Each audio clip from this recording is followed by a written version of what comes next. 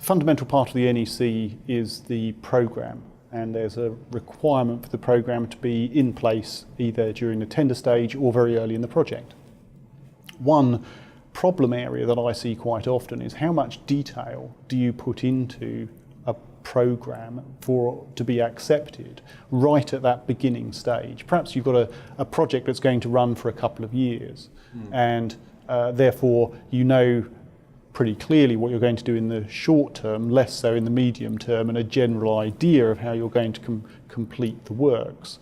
How much detail do you think you should be putting in for the whole project at day one of creating your first accepted programme? Well, I think there has to be recognition that a programme evolves during the life cycle of a project. On day one, you don't necessarily have a completed design. So that has two impacts, the design itself, what detail is required there, plus what perhaps you will eventually build. You've got to recognise that subcontractors haven't necessarily been appointed. And also I would suggest that if you've got a 2-year-long project and something is a year away from being constructed, you don't have to provide daily detail of those works. And that's the natural, that detail is provided as the design becomes clear, as the subcontractors come forward. So to expect the full list of requirements under the programming clause 3 of NEC 3 on day one, I think is unrealistic, other than at a higher level, recognising the factors that I've just suggested. So taking that away from the pure programming side into a cost impact of that, if you haven't got proper time detail, can you get to proper cost detail, which is probably more important to both contractor and employer, Ian? Well, I think it's an interesting thing, and the link between how the job's been costed and how it's been programmed. Because obviously if you've got an option A, well certainly an A and a C, where you should have a complete price for the whole of the works, then there has to be some element of programming behind that to justify the pricing. So I would expect under A and C that the programme should be complete in the sense of all the activities are in there. I agree that some of it will develop over time, but there must be a level of certainty to enable that A or C activity schedule to be pulled together and priced. B and D, maybe there's a bit more variability about the amount of actual work because of the quantities could vary, but even then, the actual activities must be pretty well defined. Certainly under B, you used to have a pretty good definition of what those works are going to be, and therefore how they're going to be programmed. Option E, okay, I think in that one, where it is cost reimbursable, then yeah, the programme may well be open-ended in the sense of the back-end activities aren't fully, bottomed out yet. But really, you need to have some sort of basis of programme to enable a cost.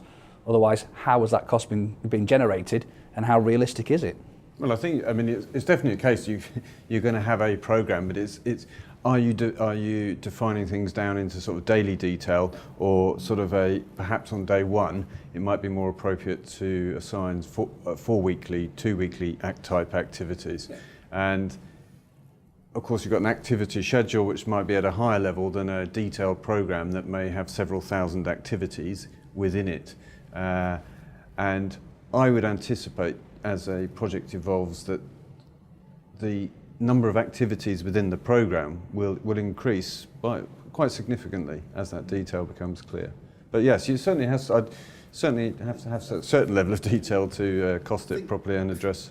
If you go back to all the research on what good programming looks at, and wherever you come from, whether it's lean or whether you go back 15, 20 years and so on, they all say it's evolved as you get closer to doing the individual operation with the involvement of the people who are actually going to do the work, because they're the people who know most about doing the work.